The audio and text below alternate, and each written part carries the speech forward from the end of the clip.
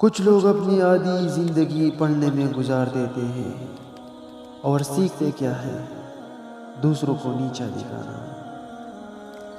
بیٹی جب پسند کی شادی کا کہے تو اسے بے حیا اور برا نہ کہو۔ پسند کی شادی بیٹیوں کا حق ہے اور ہمارے نبی صلی اللہ علیہ وسلم کی سنت بھی۔ قرآن پاک بار بار کہتا ہے نا امید نہ ہو، کمزور نہ پڑو، غمگین نہ ہو، بے شک اللہ ہر چیز پر قادر ہے۔ طوفان میں کشتیاں اور گھمنڈ میں ہستیاں اکثر ڈوب جاتی ہیں۔ اپنوں سے ایسے لڑائی نہ لڑے کہ لڑائی تو جیت جائے مگر اپنوں کو ہار جائے۔ گندی سوچ اور فاؤ کی موچ کے بھی انسان کو آگے نہیں بڑھنے دیتی۔ غلط صحیح کا فیصلہ خدا پر چھوڑ دو، تم انسان ہو، انسانیت پر زور دو۔ کوئی شے جب کم پڑتی ہے تب اس کی قیمت سمجھ آتی ہے۔ ہم نے آداب کے چکر میں قرآن پاک اتنا اونچا رکھ دیا کہ اب ہاتھ نہیں پہنچ رہا۔ عبادت ضرور کیجیے مگر معاملات پر بھی توجہ دیں۔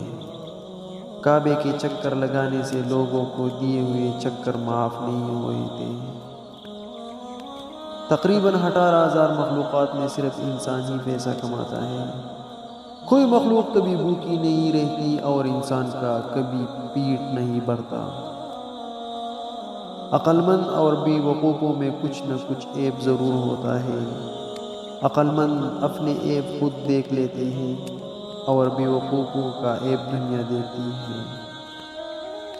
میں آج تک اپنی خاموشی پر نہیں پچھتایا، جب بھی پچھتایا اپنے بول پر پچھتایا۔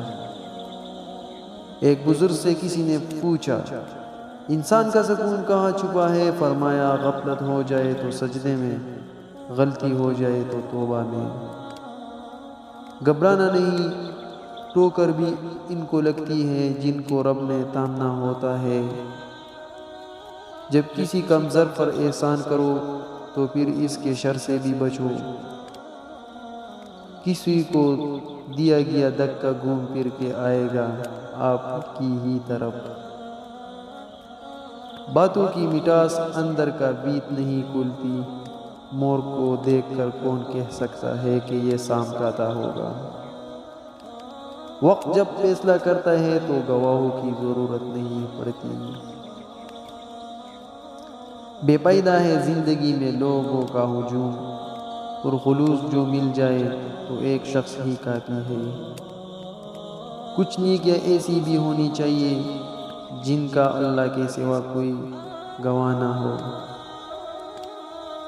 کچھ قرض ایسے بھی ہوتے ہیں جو چاہنے کے باوجود بھی چکائے نہیں جا سکتا۔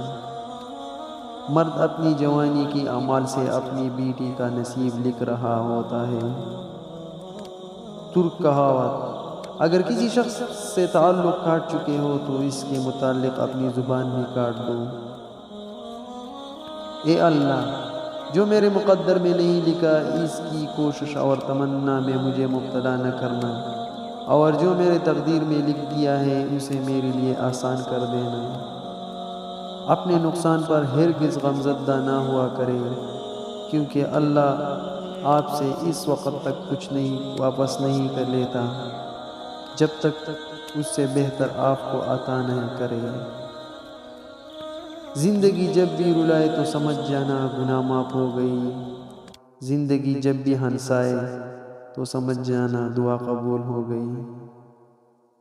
نبی کریم صلی اللہ علیہ وآلہ وسلم نے ارشاد فرمایا، میں نے اللہ تعالیٰ سے دعا کی کہ یا اللہ میری امت کے لیے اس کے سویرے کے کاموں میں برکت عطا فرمائے۔